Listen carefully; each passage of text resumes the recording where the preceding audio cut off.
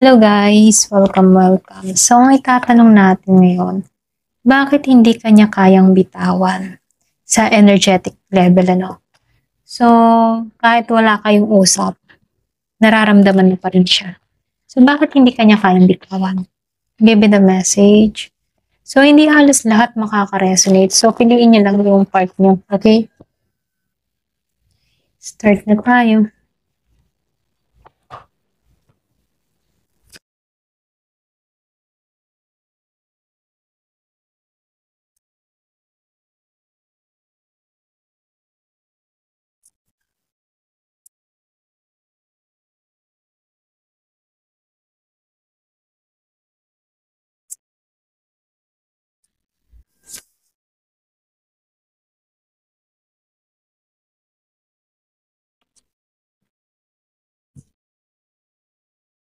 Meron akong nakikita ditong Libra, Gemini, and Aquarius. Malakas yung Aries.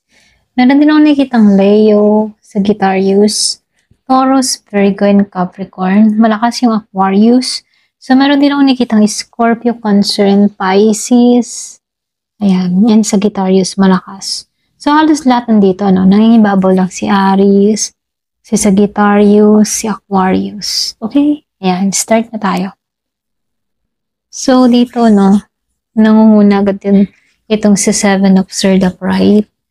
So, meron kang person dito na may parte sa kanya na naglagay ng distansya, okay? Or pwede rin meron dito nagtatago ng totoong nararamdaman. So, ibig sabihin, ano, kahit may pagtatago siya dito, nakatingin pa rin siya sa'yo, okay? Kumbaga, nakatingin pa rin siya na sa pagbalik, ganon. Hindi pa siya tapos, lalo-lalo na sa'yo, kasi iniisip ka pa rin ng tao na to. So, dito, lumabas tong The Emperor Reverse. So, ibig sabihin, no, wala siyang control pagdating sa kanyang emotion. So, ibig sabihin, no, pagdating sa'yo, nawawalan siya ng control. So, kahit pa gusto niyang maging matatag, no, hindi niya kaya kasi dahil sa'yo. So, dito, nangingibabaw na lang dito sa taong ito, yung pride. Pero, meron din tong kahinaan at ikaw yung nagpapatrigger sa kanya rito. Okay? So, dito, dahil lumabas ang Three of Wands upright, so, pinaplano ka pa rin niya sa future, okay? Kumbaga, kahit hindi niya aminin, ano, may expectation siya na baka may second chance pa or pwede rin meron pang movement na mangyari sa inyong dalawa, okay?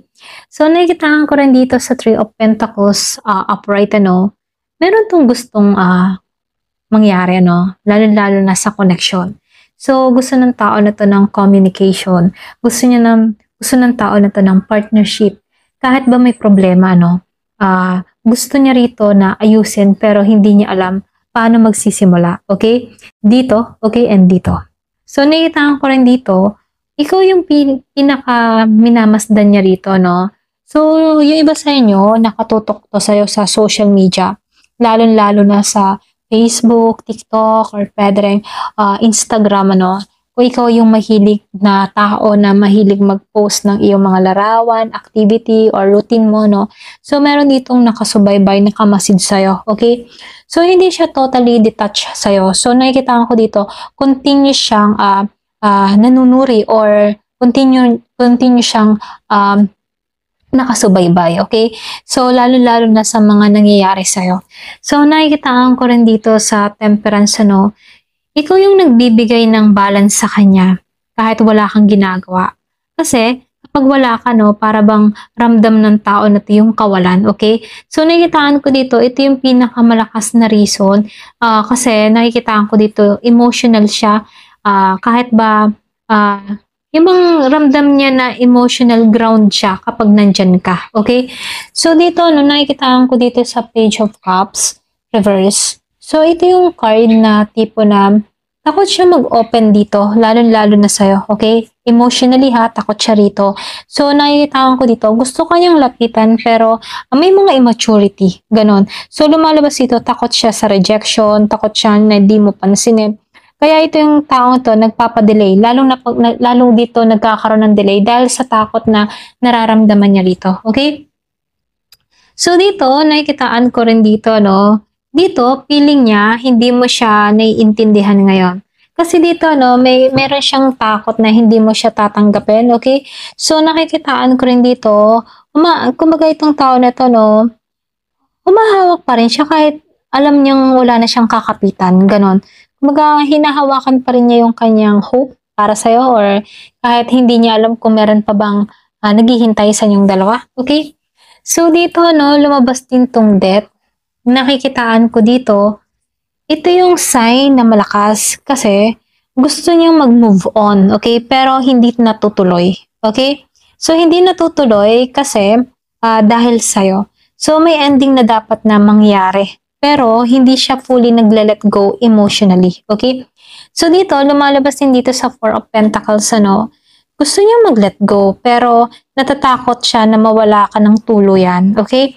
Kasi takot itong tao na to na mawala siya ng control. Kumbaga, takot siya dito na tuluyan ka ng umalis sa buhay niya. Ganun, okay? So, nakikitaan ko rin dito, no, sa ito, Pentacles Reverse.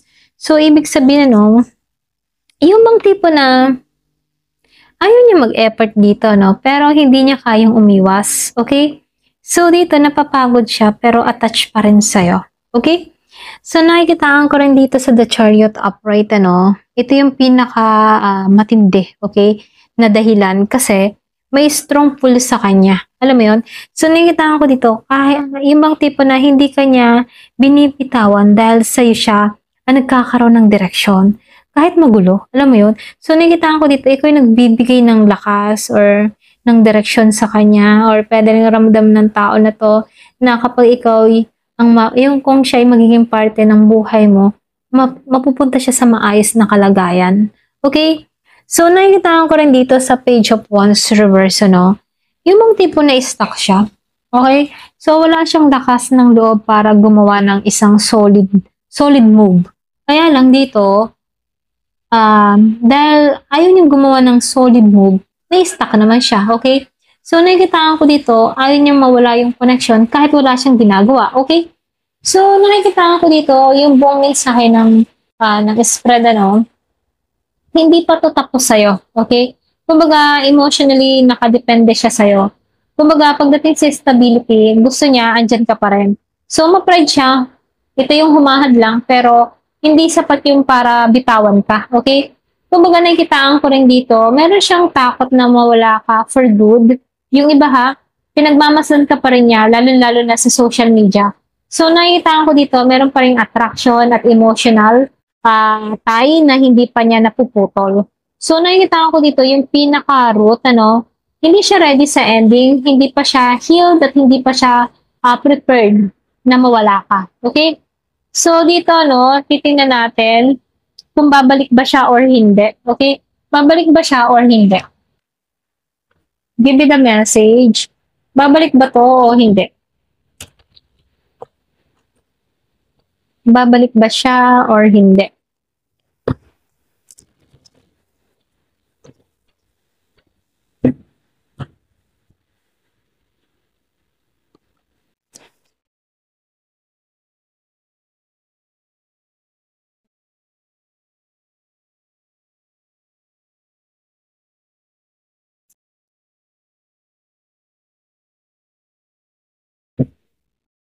So, dito, no, nakikitaan ko dito, yung bang tipo na 50-50 yung energy ng tao na to sa connection na to, no? Pero kahit 50-50, hindi pa ito permanently na sarado. So, ibig sabihin, may strong sign pa rin ng pagdadalawang isip, ano? So, nakikitaan ko dito, hindi pa siya tapos emotionally, pero walang solid na babalik na mangyayari soon. Kumbaga, nakikitaan ko dito, nag-iisip, okay? So, dito, nakikitaan ko rin dito, no, sa Nine of Water. May wish, yung mga tipong may wish siya, okay, tungkol sa'yo. Gusto ka pa niya. Ito yung card ng emotional desire. Then, lumalabas din dito sa Justice, ano. Kumbaga, gusto niya dito ng fairness, closure, at tamang timing, okay? Kaya lang dito, no, hindi siya papasok hanggat hindi siya sigurado dito sa Justice. So, lumalabas din dito, nakikitaan ko rin dito, no, dito sa Two of Fire, meron ditong nag-iisip, okay? Pero bang pinag-iisipan ka pa niya rito? May mga plano or pwede rin na meron siyang gustong gawin pero hindi ka pa niya naiiwan, ano, hindi kanya, yung bang tipong, hindi niya iniwan yung isip niya pagdating sa'yo, okay? So, nakikitaan ko rin dito sa Knight of Fire, upright, meron tong gustong puntahan or pwede rin gusto ko ng tao na to puntahan. Pero impulsive yung dating ano. Pero nakikitaan ko dito, hindi siya consistent, okay? So dito, nakikitaan ko rin dito sa The High Priestess Reverse, ano? So hindi siya nakikinig sa intuition niya rito, no? Kumbaga, naguguluhan siya or pwede rin may inner conflict dito. Sobrang daming uncertainties, ano? Kumbaga, sobrang daming gumugulo, okay? So nakikitaan ko rin dito sa Tree of Fire. Meron kang person dito na hindi niya makita kung paano kayo uusad. So, ibig sabihin, feeling la siya, walang progress, okay? So, nakikitaan ko rin dito sa Nine of Fire and the Hangman, ano, merong pagod. Pwedeng pagod siya. Ayaw niyang lalapit habang hindi pa siya emotionally stable. Then, sinabayan pa dito ng the Hangman, ano, kumbaga, stuck siya dito, no movement, and then nakikitaan ko dito, waiting mode. Yung, kumbaga, kahit yung wala siyang action, pero nakatingin at nakasubaybay sa'yo rito, okay? So, nakikitaan ko rin dito no, sa that reverse. So, meron kang person dito na hindi niya kayang mag-moving on. Okay? Meron kang ganong person. Hindi niya kayang mag-moving on. Pero, alam mo yun, ayaw niya ding gumawa ng bagong simula. Okay? Nasa gitna siya. Ayaw mag-let go. Ayaw rin bumalik. Ganon. So, nakikitaan ko rin dito sa Nine of Earth reverse. So, hindi pa siya confident dito. Ayan. Hindi pa siya stable, pwedeng sa financial, sa trabaho niya. Feeling niya, hindi siya enough. Okay? Feeling niya, may kulang pa sa kanya na kailangan niyang ayusin para sa sarili niya. Ganon. So, nakikitaan ko rin dito sa The Chariot reverse, ano, meron kang person dito na walang concentrate. Okay? Kumbaga, wala siyang concentrate kung babalik ba o hindi. Ano? So, nakikitaan ko rin dito, meron block.